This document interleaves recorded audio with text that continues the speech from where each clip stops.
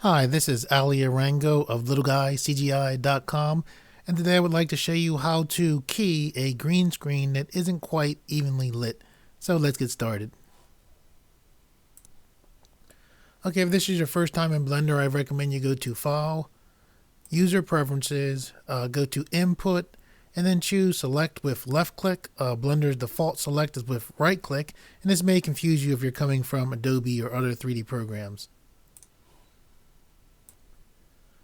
Okay, the first thing I want you to do is look right here to this little box button here. And if you see these two arrows right here, and this default, what this default is saying is this is Blender's basic default work setup. If you click one of these arrows here, you can see all of these multiple workspace setups. So what we're going to do is go to compositing and just click here. Okay, what you see in front of you is right here we have a space set up where we can do our nodes. You have a UV/image editor here, and then you have a version of the 3D viewport which you can use to composite 3D objects onto video here. And looking at the different windows that we have here, we're not going to use the 3D viewport for this tutorial.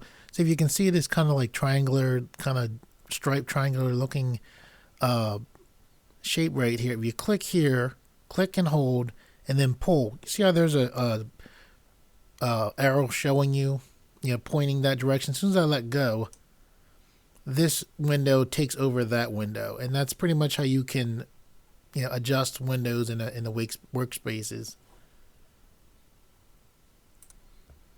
Okay, now with this window here, what we want to do is click right here, and we want to go to Movie Clip Editor, which you can see right here. And it looks very similar, but it did change and gave us some of the tools that we're going to need. Okay, now we're going to go up here. We're going to go to look for Use Nodes. You're going to put a check mark right here. And then as soon as you put this check mark in, you'll see these two nodes pop up. This node right here deals with actually outputting video and images out of Blender, so we need this. This right here deals with 3D objects, which for this tutorial we're not going to use, so we're just going to hit X and delete that for now. Okay, so now what we're going to do is we're going to bring in the nodes that we need to key this footage. So we're going to press Shift A. We're going to go to Input, and then we're going to choose Movie Clip. Not clicking anything, this comes in, it's attached to my mouse. I'm just going to move it over here, left click. That's the first click I did since I pressed Shift A. So now the Movie Clip Editor is right there. Now we're going to press Shift A again. We're going to go to Matte this time, and we're going to go to Keying. And this is the main thing that allows us to key. If anybody out there is familiar with After Effects, my favorite thing in After Effects to use for keying was an application that comes included with After Effects called Keylight. And one of the amazing things is that this has not all of the things that After Effects Keylight has, but this has a lot of them right here. So these are the major things we need: our movie to bring it in, our keying, and our composite. We also need a viewer. So if we press hold Control, press Shift, hold Control, hold down Shift, and then left click this keying, automatically a viewer will pop in. You can either click these things. Probably the easy way to move them is just click it, then hit G to grab it, and then just left click to let that grab, kind of let go. I'm going to disconnect this for now. I'm going to click here, and now we're going to look for our footage. So once you open, you see, you can see your two files here. If you want to see what your files actually look like, if you click right here, you can actually see, an image of your file, which is very useful. Just going to bring this one in. So now you can see the footage right here brought into that movie clip. If by some chance you can't see your footage, see this little button right here. If I click this, now you can't see the footage. So if you're like, hey, I can't see footage, just click this button right here, and there you go. Okay, and there's some other nodes we need to bring in. So we're going to click Shift A. We're going to go to Distort. We're going to bring in a Scale node. We're going to press Shift A yet again, and We need an alpha overnode. Shift A yet again. We need a mask. Okay, so one more node that we need is the invert node. So we're going to press Shift A. We're going to go to color. Then we're going to choose invert and then just left click to put it down there. And this should be what we need. Okay, and one of the things as you're doing this, as long as you know the basic nodes that you need, most of the time, once you have the basic explanation for it or the basic know-how, you can make your way through what you need to do, even if it's been a long time since you had the key. So a lot of times when I'll see somebody set up their nodes, I'll just take a screenshot, and that way I have something to go back to rather than trying to remember all the different nodes. Though this isn't too bad to remember. I mean, this is fairly simple. I mean, some node setups can blow your mind. Yeah, one of the interesting things about Blender is one of the interesting things about Blender and Blender users is Blender is an excellent 3D program. However, Blender is an excellent compositor. I actually got into Blender when I wanted to do motion design, and I was first a Flash guy, then I was an After Effects guy. So I got into heavily into After Effects, and then as I was trying to progress in motion design, I saw a podcast. There's a guy for motion design, Grayscale Gorilla, and basically he said you need to have a 3D package. So with Maya being $4,000 and 3ds Max, at least it used to be $4,000. Now I think it's $125 a month. There was Blender, and that's kind of how I actually originally got into Blender for the 3D package. But one of the amazing things is the fact that Blender can key so well, which you're about to see here. Okay, one of the things you want to press is you want to put a click right here for backdrop. I'm just going to hover my mouse here, click, and pull down just to give us some more space until we go to the movie clip editor, which we'll need later on. I had mentioned Keylight in After Effects, and one of the things that people like about this, I guess it's a plugin in After Effects. It comes standard with After Effects, but one of the things that people like about it is you pretty much, set it up, add the effect to the video, and it works well. And Blender's keyer or Blender's keying node is very similar to that. So what we do is we go from our movie clip, right? See where it says image here? You want to come out from the image, and you want to go into the image of the keying node. Then you want to come out of the image into the viewer. And now you can see our footage there, and it's already trying to key this white color here. So what I'm going to do is I'm going to take this zoom, or go to this menu here. If you don't see this menu, hit N, and it'll pop up. And you can scale your video by moving the slider here. Okay, and now with this set up, we can just click right here where it says key color. And I'm just going to actually grab and just move through the green section of the color. And I'm going to look to see, what does a fairly decent job. So let me move this out of the way. So you can see that does a pretty decent job. I mean, without too much manipulating of the different nodes right there. Which is very similar to Keylight from After Effects. And then, you have all these different settings here to adjust how your key looks. But you can see there's issues right here. These right here can be dealt with easily with a mask, and I'm going to show you how to do that. But there's issues right here. And one of the things is you can take your key color and try to adjust it, right? To try to get that down. To watch what happens when I try to get this down, how it starts taking away the hair, and just issues here. I had done a keying tutorial almost a little bit more than a year ago, and that tutorial basically was I called it how to key in Blender instead of After Effects. And one of the things I dealt with was the green screen was for the most part evenly lit, so it pretty much was this setup for the most part. And it worked. However, a lot of times you're not going to deal with a green screen that is evenly lit. A lot of times you're going to deal with a, one that has problems, and similar to here. So that's why I wanted to make this tutorial. Now, one of the ways you can deal with a green screen that isn't, lit evenly, like if you can see right here, I know it's small, but the green right here is brighter and the green right here is darker. And then the green right here is even different some than the green is around her head. So one of the things you can do is if I look and I just pay attention just to this, I look just at her head and I don't pay attention to any of this, a lot of times you can get a better key. So what I'm going to do is try to get, I'm going to ignore this to see that issue right there. And sometimes you can fix the key, make it better. When I say key is a fancy way for saying pull the background out. So it's pulling the green out. And that's why we have this transparency here. By the way, the main reason that people use green isn't because green, it's a specific color. For people that don't know, some people think, oh, you have to have an exact shade of green, and it knows that. No, green is just the color that human beings don't tend to have in their skin, so it works well. Blue works well also, but a lot of times people will wear blue colored shirts and jeans. So lime green, you don't see too many people wearing that too often.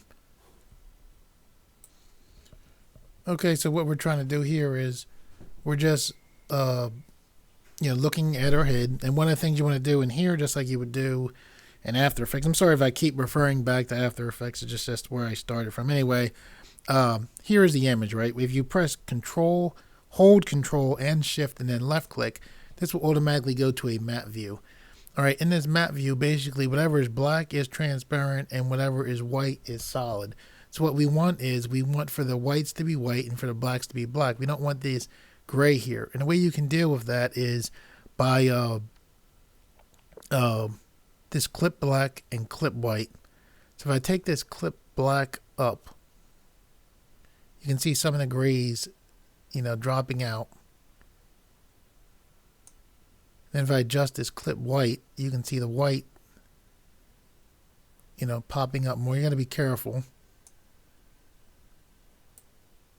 Play with it a little bit so you can overdo it like I just did there.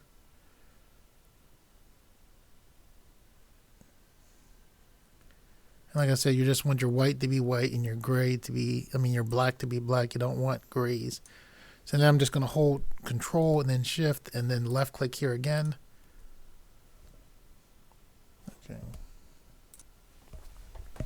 Okay, so I'm going to go here and zoom in a little. If you look right here, you see how you can see like this mess ups here.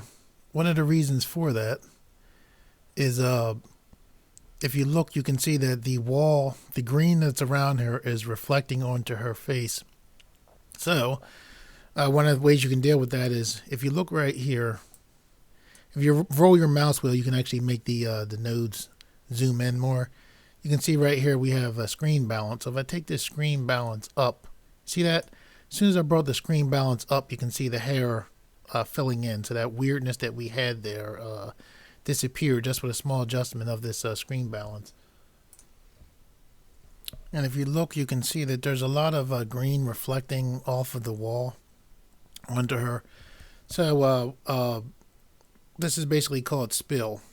And if you look right here, you can see the spill balance. So if I take this down, just pay attention to the green right there. You see that where you can see Blender just taking away that the green. Very cool. Let me move this node to the side. And you can see we still have this right here. And if we just knew how to do this, this could be an issue. But there's ways around that, and that's what we're going to get into. Something else. If you look right here, these are my render settings. So it's typically I render things out at a HD TV 720, so 1280 pixels, by 720 pixels. And one of the things you want to do when you bring movie clips in or images is you want to bring in this scale node, and that's what this is here for. And what we're going to do is just bring this scale node over this node, and when you bring a node, bring this node over that wire. See how the wire is lighting up? What that means, as soon as I let go of my mouse button, automatically the inputs and outputs to this node adjust themselves so that there's a connection made from the movie clip, to keying, and then it controls, it flows over into the viewer. Okay, now with this scale node attached, what you want to do is, by default, it's set up for relative. You want to click here and change it to render size. And again, this will just make sure that your mask and everything work right, and that your movie clip will be set up for your render size, or your render size. Okay, so now with that done, what we're going to do is we're going to hover our mouse right here. If you followed me and made this a little bit smaller, I'm just going to hover here, left click, hold, and drag this up. It just allows me to make this window here bigger. And the reason why we're making this bigger, even going here to the first place, is because we want to be able to just worry about her face and her hair and not worry about her body. We want to be able to, worry about or be concerned with keying here and then keying the body separately. So that's what this is going to allow us to do. So the way we can do that is with the movie clip open, we can either click here to open up our same footage, which is here. You want to just grab the same footage and bring it in, or you can click this arrow right here. And Blender knows that most likely what you want to do is to put a mask on that footage. So if I click here, it brings in the same footage. Now when this footage pops in, I can just roll my mouse wheel to zoom this footage in and out. Okay, so what we want to do is put a mask kind of like going around here. And you can see, like, here's one shade of green, here's another shade of green, another shade of green, another shade of green from the shadow here, another shade of green. We want to kind of put a mask. We only have to really deal with this shade of green and a little bit of that, and try to dodge this darker shade of green right here. So the way we're going to do that is we're going to go down to where it says tracking. When you first come into your movie clip editor, it's going to be set for tracking. Very simple to change. You just click this arrow right here and go to mask. So now we're in mask mode. So what we're going to do is we're just going to go to new, select new, and now we have a new mask that's ready to be made. We're going to click here. We're going to change this to face underscore mask, just the name that I chose. You can name it accordingly to whatever footage you're using. And now that we have this mask set up ready to go, what we want to do is we're going to hold down the control button, and then I'm going to right click in a counterclockwise fashion. I really don't want to get into why it's a counterclockwise fashion, but just do a counterclockwise fashion. So holding down control, you're going to right click. When you right click, you'll put down a mask point. So I'm just going to put down not too many points, not too few points. You want to put down enough so you can animate it, but not too many so that you have to deal with too much animation. So I'm going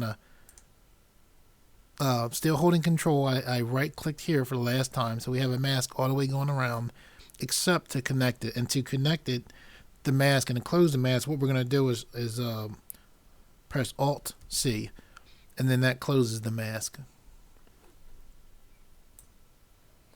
Okay, and with this mask on here now, what we want to do is our footage is 250 frames, or we're just concerned with the 250 frames as far as this tutorial is concerned. So I am holding down the right mouse button on my mouse, and I'm just moving the timeline.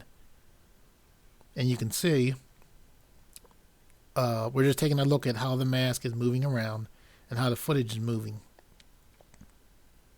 So the mask is staying in one position, but the footage is moving.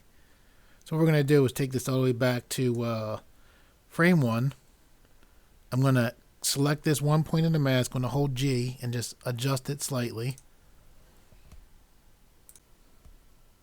And now one of the issues we have to deal with is the mask is, as we scrub the timeline, you can see the mask is moving away from her face. One of the very cool things about Blender is that when you're dealing with Blender, there's typically multiple ways to deal with an issue. The issue I'm going to show you is very cool, and it's actually amazing. There's so many good things in Blender that are amazing. This okay, let me just show you this. So what we're going to do again, we scrub our timeline. You can see, the mask moves away from our face. So the way that we're going to deal with this is we're going to click here, and we're going to go to tracking mode. Now, because this footage, I originally took it to set up a 3D track, we have, very nice tracking points here to track. And basically what tracking is when you take a computer program like Blender or another program, and you ask the computer to look and remember based on either tracking points or a facial feature. You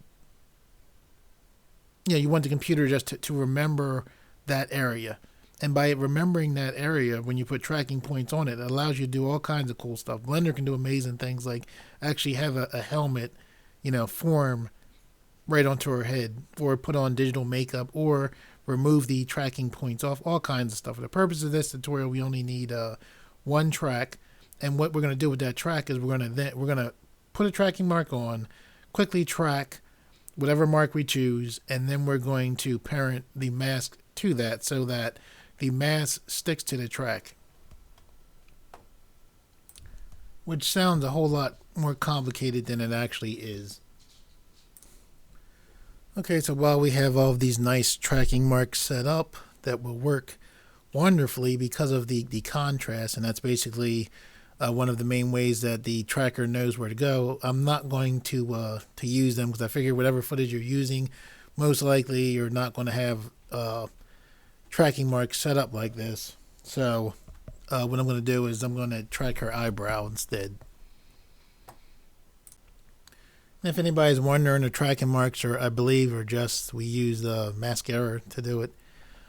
Okay, as far as the tracking, so what you're going to do is you're going to press Control, and then you're going to left click. And when I do this, now you can see this window right here, and this window right here is showing us actually where our track is looking at. So what I'm going to do is I'm going to press G and just position this right in the center of her eyebrow there. Okay, I'm now going to pull down this menu right here. I'm going to go to Track Settings. Actually, wait a second. Yeah. Okay, Track Settings. One of the things that helps a lot with tracking, is, as far as my experience with tracking, is to turn on this normalize button. So you're just going to put a click right here, or a check mark right there. When you look at this marker display, we're going to put a check mark here in search.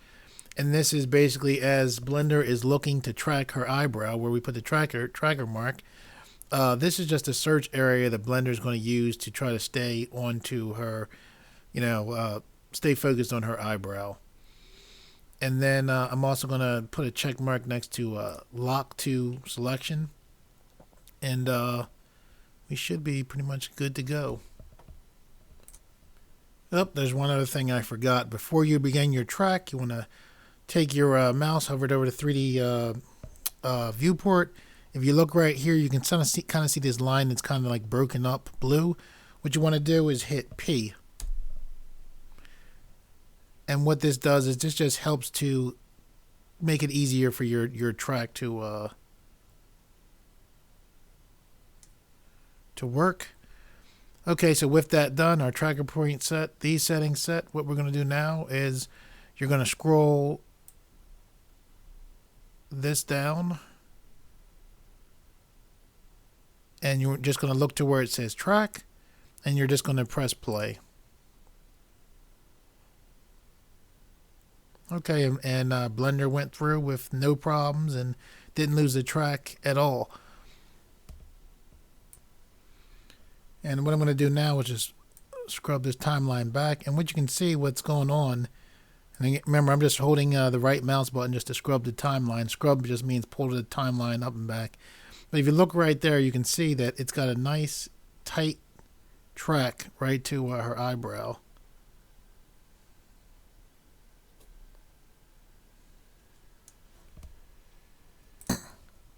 Now, one thing to remember for those of you who out there might be getting frustrated if you're going through this, like, it didn't track, it stopped.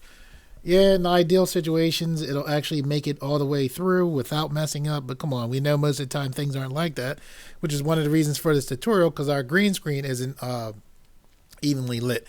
So if your tracker goes off, what'll happen is this window right here will turn kind of like a pinkish orange looking color.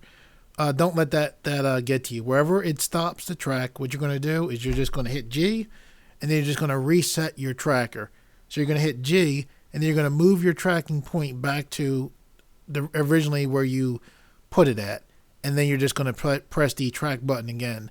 And if it keeps doing it, you're just going to, same thing. Every time it stops, and you get that pinkish orange, window here showing you that Blender lost its place, you're just going to hit G, move it back, and then hit this track button again. Okay. Okay, so now with that done, what we're going to do is we're going to hit A to deselect that tracker. We're going to click right here where it says tracker. We're going to go back to mask. We're going to, you can either hit A to select your mask here, or I'm going to hit A to deselect, or you can select one point right here and then press Control L, and the same thing, it'll select the entire mask. With this mask selected, now I'm going to hit the Tab key, which automatically takes me back to the tracking point. So we were in mask, I hit Tab, and now we're back in tracking. So when I came into tracking, I didn't push, pull, or anything, right? All I did was I selected the mask in mask mode. I hit Tab for the purpose of taking us into tracking where we're at now. And now I'm looking at the tracker mark that is unselected. So I'm going to left click to select this tracker mark. All I did was left click one time. I'm not holding anything. So now I'm going to press Tab, which took me back into the mask mode. All right. And the reason for that is you want to have the first object parented to the second object. So first we selected the mask in mask mode. We hit Tab, which took us into tracking mode.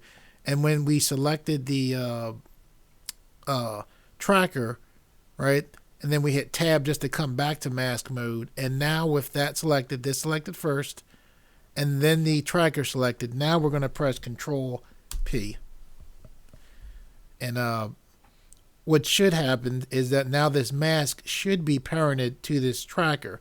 So we'll know if it's correct if the first time I scrubbed this timeline with the mask, we saw the mask came right off of her face. So now what should happen, let me zoom back a little bit so you can see, is this mask should stay tracked right to the tracker. And there you go. You can see the mask is right, tracked where it should be. It's not going all over the place. We still have the mask, as we scrub the timeline, we still have, the mask cutting off her hair here, which we don't want. And it's interesting. You can see as I move here, you can see the connection between here and here because this moves also. And remember I told you Blender has multiple ways of doing with it. The other way that we're going to deal with it is it's common that you do is I'm going to hold my mouse over here. I'm going to hold the middle mouse button down. I'm going to pull, and what I'm doing is I'm pulling to the side. I just let go and holding the middle mouse again, pulling to the side again because I wanted to get to this button right here. And what this is an auto key button. All right, so here we are in frame 1, and basically what this auto key button allows us to do is have this mask change and adapt itself to whenever we need it to change and adapt. So what I'm going to do is I'm going to hold my right mouse button, scrub the timeline, which just means move it forward. See how it's coming to the hair now? I'm going to select here, a left click here, I'm going to hit G, and I'm just going to pull this out here. So now you'll see that when I, wait a second, I didn't lock it in first. So actually I'm going to go back to frame 1. I'm going to pull this in, and now you can see it animating out, there, just making sure that it has room. And so hopefully I didn't confuse you there. And if I did, you can see right there the top keyframe here. So what I'm going to do is hit G, and I just moved it a little bit. And by moving it, that little teeny bit of movement, it put a keyframe in here. So I'm just going to move up a little bit more.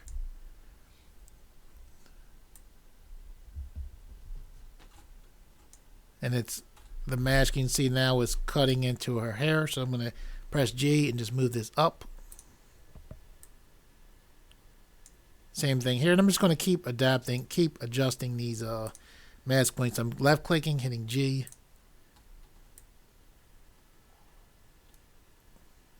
It's getting close there, so I'm going to hit G here again. It's already selected. Hit G here. Pull out to the side a little bit. And then it goes off because this is past our 250 mark that we're concerned about. So that's where you saw it go off for a second. But for the 250 frames, it looks like it's doing what we want it to do. Okay, so now that we have our mask set up and we have it tracked and everything's ready to go, now we have to transfer it up to here. So what I'm going to do is I am going to hover my mouse wheel right here over this line here. When you see it do that double arrow thing, I can left click and pull this down, and that just gives us more room to focus on the top screen. Then I'm gonna take this zoom, left click, zoom out some so we can see.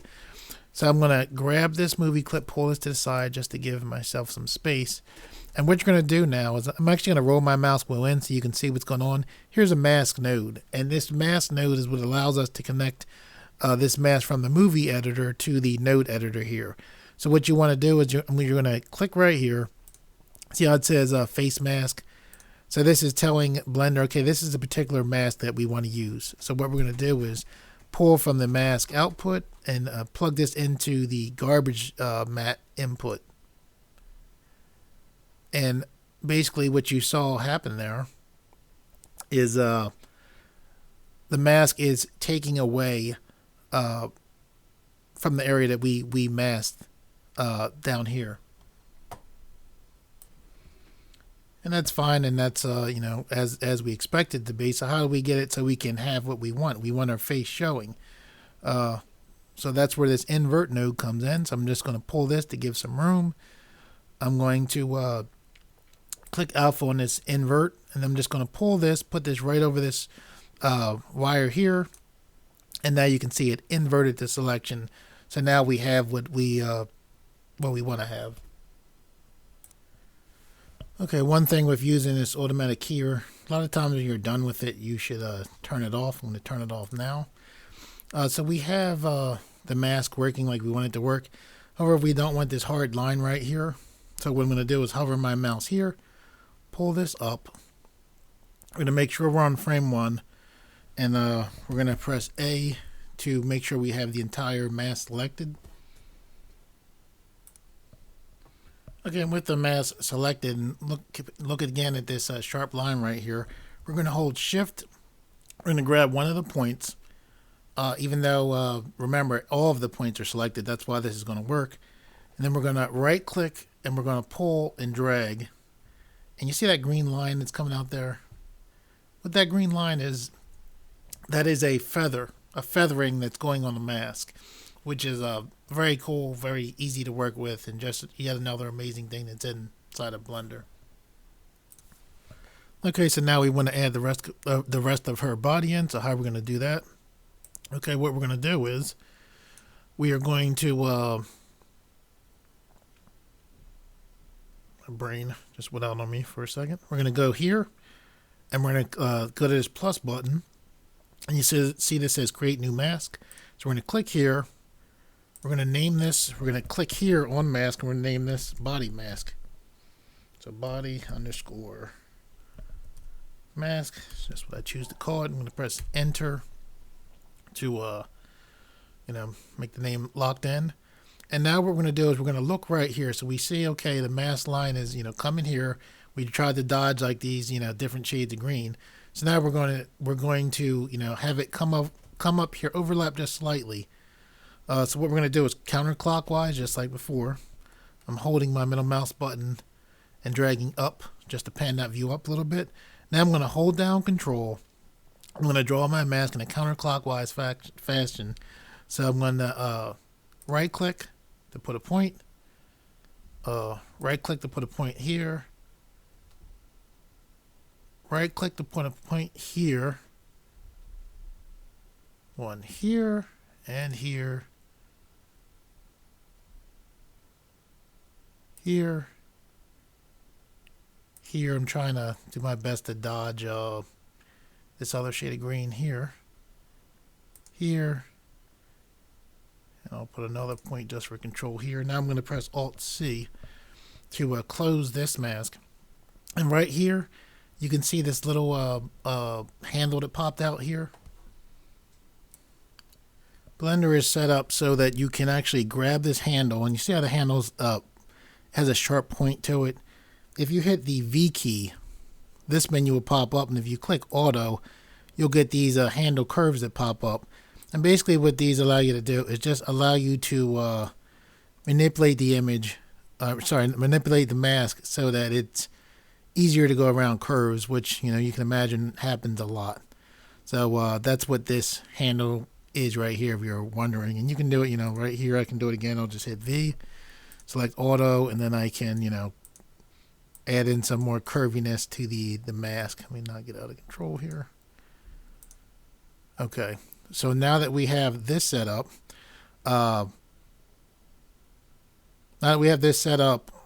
we can scrub through the timeline. You can see, just like the original, you know, face mask, that the mask isn't staying with her body. However, since we previously set up a tracking mark and tracked it, we can use that same tracking mark. So what we're going to do is, we're currently in mask mode. I'm going to hit Tab. Now we're in tracking mode. I'm going to hit A to deselect that tracking mode. And the reason why I'm deselecting this tracking mode is, a tracking point I should say, is it's important the order that things are selected in. So I'm going to hit Tab. We're in tracking mode now. I'm hitting Tab to go into masking mode. All right, with masking mode, I'm going to hit A to deselect, and then A again just to make sure that this mask is selected. So now I'm going to hit Tab, which is, I just hit Tab. Now we're back in tracking mode, and the tracking mark is unselected, which is what we wanted, because it has to be first the mask and then the tracking mode. So I'm not holding Shift or anything. I'm just going to left click the tracking mode, and now with that selected, I just clicked it and let go. Now I'm going to hit Tab, which takes us back into masking mode. And now you can see both the tracking and the mask selected, and we did it in the right order. First selecting the mask in masking mode, then hitting Tab, going into tracking mode, selecting the tracker, and then hitting Tab again. And now here we are here. So now we're just going to press Control P, just like we did last time. So now when we, I'm going to right click and hold, or hold my right mouse button anyway, and drag the timeline. Now you can see that that body mask is moving along with the tracker, just like the face mask. And you can also see that as we scrub, just like the face mask, now, you know, parts of the body, as the camera moves, shows more of the lower part of her body. So what we're going to do is go back to frame 1. We're going to turn back on this auto key button, auto insertion, auto keyframe insertion button. And what I'm going to do is I'm going to hit G just to move the mask just slightly. And just by doing that, it put a keyframe in. So now what we're going to do is right click, or I should say, hold down the right mouse button. And you can see right there, let me adjust this so you can see better. All right, so what we're going to do is, if you have to go frame by frame, you can hit arrows, your arrow keys. I'm going to hit my arrow key once just to move one frame. I'm going to hit it again, and now we can see right here the mask is cutting off part of the coat here and here. So I'm just going to left click here, hit G, move this down, left click here, hit G, move this down. And now I'm just gonna hold Shift and select all of this right here.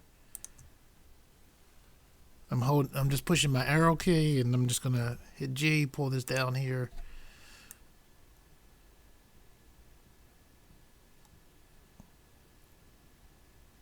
Okay, so right there. So I'm going to hit G, pull this down a little bit more. Because you want to get what's necessary, what you need in the mask, but you don't want to get a lot more than that. And that's what's nice, that we can animate this mask to contain only what we want it to contain. So it's a big jump there. So I'm going to hold down Shift. Left click all of these. I'm going to hit G, pull down here. I'm going to select this, hit G, and pull to the side here. G just allows you to grab, to move something. So I'm scrubbing the timeline again. Right here it's getting close. I'm going to press G, pull to the side just a little bit, left click to lock in. Let's get close there again. Pull it out to the side a little bit more. Okay, okay, yeah, I made it to 250. So now I'm just scrubbing the timeline in reverse. And it looks like everything's in the mask. So it looks like we're good. Okay, so now we need to bring this mask and connect it up here. So I'm going to hover my mouse right over this line here. When you see that double arrow thing, it allows me to left click and drag. And just to get more room here, I'm going to roll the mouse wheel back just to zoom the nodes out. And what I'm going to do is, there's multiple ways of doing this. This is my way. Instead of having multiple outputs from the one movie clip, I prefer to have two. So I'm going to left click here. I'm going to press Shift D, which allows me to duplicate this node. So I'm going to bring this here. I'm going to select this mask right here. I'm going to hit Shift D, which lets me duplicate that. I know I need an invert, so I'm going to left click here, hit Shift D, duplicate this. You know, we need almost a duplication of almost everything. So the scale, I'm going to left click here, hit Shift D, duplicate this. We don't need a duplicate of the alpha over. Okay, so now with all of this stuff selected, I'm just going to space it out a little bit. So what I want to do, let me push this up here.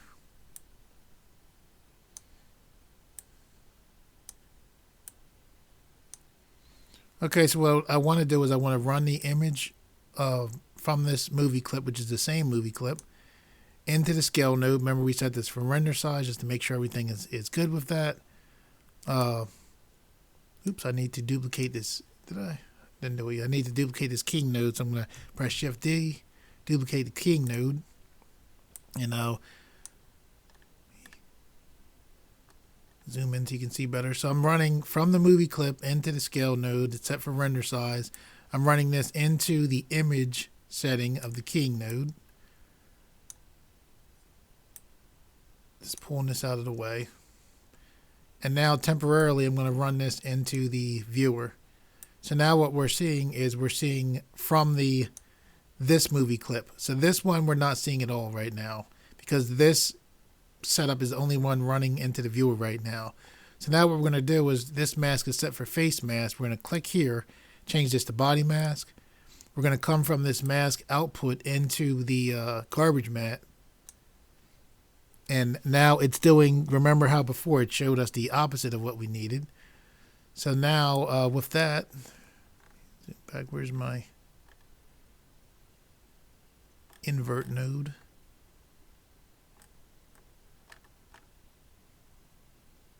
Okay, I thought I had another one.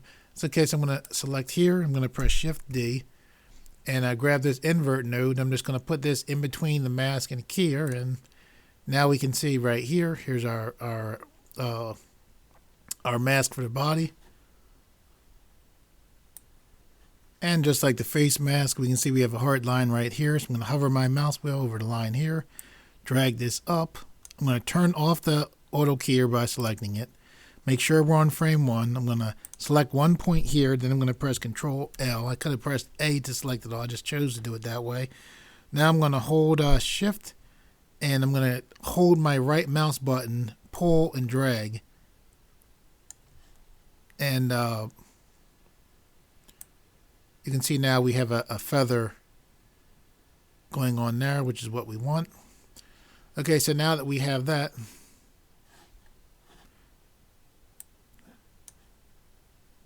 I'm going to grab and pull this down some. Shrink this lower the zoom to make this fit better. So now we just have to combine the two images. Oh, there was that invert. The keyer was covering it up. Anyway, I'm going to hit X to delete this. So let me pull this down a little bit more. Give you guys some more viewing area. I'm going to hold my middle mouse button to drag all of these nodes down. So I'm going to pan them down. Okay, so now we have this coming out. So now what we're going to do is we're going to pull this node off of this viewer here. We're going to go back to this node and see, just so you understand what's going on, the movie clip's running into the scale. It's set for render size. It's running into the key node. And then we have the mask set for face mask running into the invert, running into the garbage mat. All right, so now with this, out of the image output for the head mask, the part that we're using just the key around the face and the hair, we're going to put this into the top image. Let me zoom in so you can see.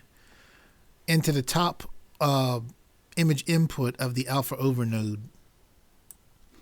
Okay, now we're going to run from out of the alpha over node into the image input of the viewer node.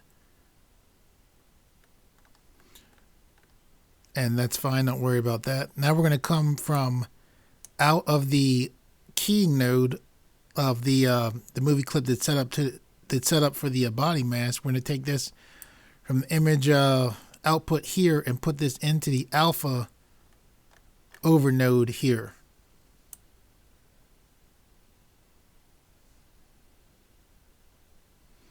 And you see how you have the, like this light, like it looks kind of strange. You click convert pre-mole, and now it it sets the light how it should be.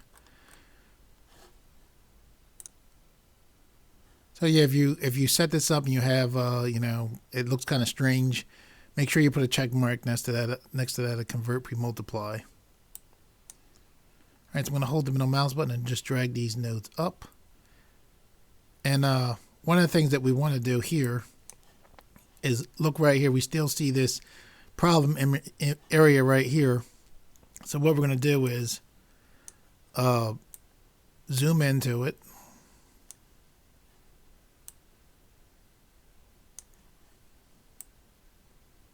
And because of the setup that we have, even though the green screen isn't evenly lit, now we can just worry about just dealing with this body part, because we have the face and the hair set to this.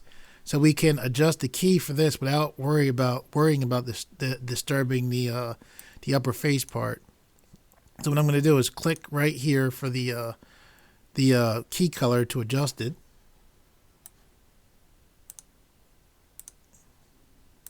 And we're just paying attention right to that area there. And you can see, see how the face isn't being affected? And that's the advantage of this setup. We're actually going to get it. We're going to try playing with this a little.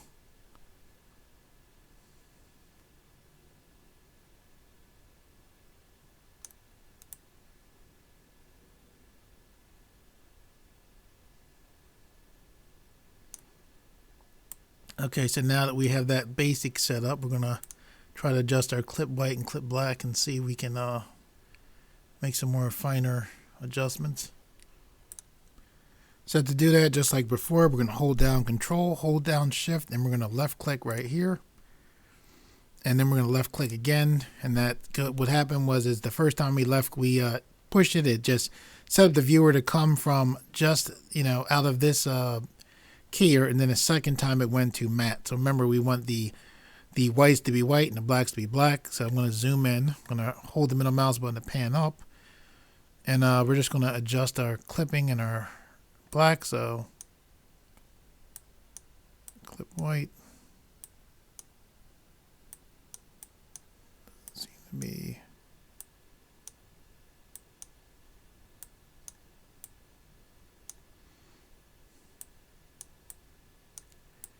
Making too much of a difference. There we go. A little bit.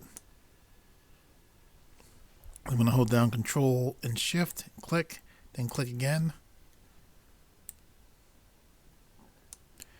Okay, and we're actually going to add some feather here. So If you look right here, it says feather distance. If you click here, it'll add a feather on.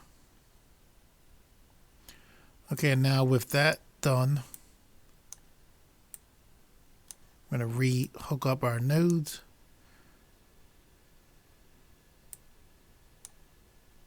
So we're just going to pull this one out from here. I'm going to hold the middle mouse button, come from, this is what we originally had before I did that Control Shift and left click. So I'm just redoing it, pulling from out of the alpha over into the viewer node. And of course, you know, the more time you spend, the better results you'll get, but not bad. And then if you wanted to go right from this point, if you wanted to just export PNGs, you would just go from your, you would just make sure that the viewer allows you to see, but having the composite is what allows you to output images and video out of Blender. Yeah, a nice way to move images back and forth between programs is or keyed images is just to export everything out as PNGs, which PNGs allows you to save transparency. So what you would do is just export your PNGs out to a folder, and then suppose you had a friend who was working in Premiere or After Effects, you could just give them your PNGs from Blender, and it would have no problem going in After Effects. It would have no problem going into Adobe Premiere, and you know, the files can be easily dealt with like that if you wanted to do that. So that's why you might sit there and say, well, why would you want to just have a transparent background and export it now? Because it gives you options in the future. However, to put a background in, let me show you that very quickly. Okay, so now what we're going to do is we're going to click Add, Input, go to Image, and we have an image node now. We're going to click Open, go to whatever image you want to grab. Remember, if you click this button right here, you can see what you're looking at. I'm going to grab this, open this image. Okay, and you see how we have all of this stuff going on here. One of the things we can do is we can organize our screen because all of these things right here are things that are, you know, pretty much done with. What we can do is we can let's hit A to make sure we have everything deselected. Hit A to select everything. A again to make sure everything's deselected. And I'm going to hit B and grab all of these nodes right here. Make sure your alpha over stays out since we're still going to be dealing with that. So all of these nodes here are selected. We're going to press Control G, and this groups all of these in a node. So now if we hit the Tab key, we come out and we're going to roll the mouse button so you can see what's going on. Here's this node group, and inside of this node group is all of the stuff that we set up for the green screen. So what we're going to do is double click here where it says node group. We'll name this green screen setup. Hit enter. And now if we want to, like this, what this did was this just made it a lot easier to deal with our scene. It's easier for me to zoom in and show you guys what's going on now from that, and just easier to continue working with our node setup. If we click here and you're like, well, how do I get back into it? You can just hit Tab and it takes you back in. You can make adjustments and hit Tab and come right back out again. Okay, so to put this, to put her in front of this background image right here, what we're going to do is we're going to select alpha over. We're going to press Shift D to duplicate it. I'm going to temporarily disconnect from the viewer and the compositor. And what we're going to do is you're going to run your background image into the top part of this second alpha over. In Photoshop and GIMP and in After Effects, you have layers that go down. So when I first set this up, it confused me because I'm used to the top of something as the top layer. That's the first thing you see. But dealing with alpha overs and mixed nodes is the opposite. This right here will be the top. So this will be the top or what's in front. So this is the output for the green screen setup that we have with our model. So we're going to pull from here and plug that right here. And then we're just going to go from alpha over into the viewer node. And let me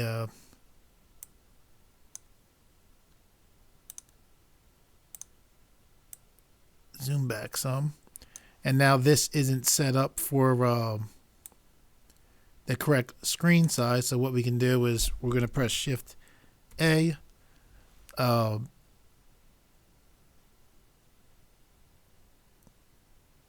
to distort. It's lagging on me. Guessing because of screen capture. Go to scale. Change our scale to render size. Just pull this up. And now we can see our, we're set up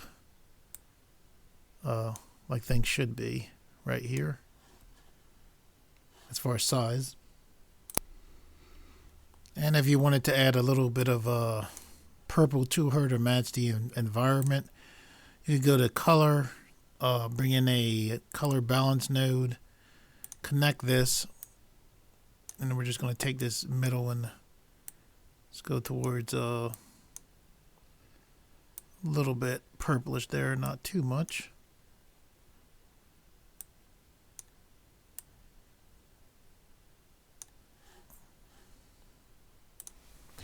And you could really get involved. You could actually put a mask right here and have the purple here, just hitting that, part of her face. To render this out, you want to make sure that see, you have it going from alpha over to viewer. You want to make sure there's also out of that alpha over image output. You want to make sure you have a node or a wire. I don't know what the node output going up to the composite. And typically, if you followed my render settings, I would change this to a new window. This footage is actually 29.7. So you would set your frame rate here. Currently, it's set for PNGs, which is what I had talked about previously. A common setting I'll use is H.264. Then I'll go to encoding. I'll change this AVI to MPEG-4. And then if you had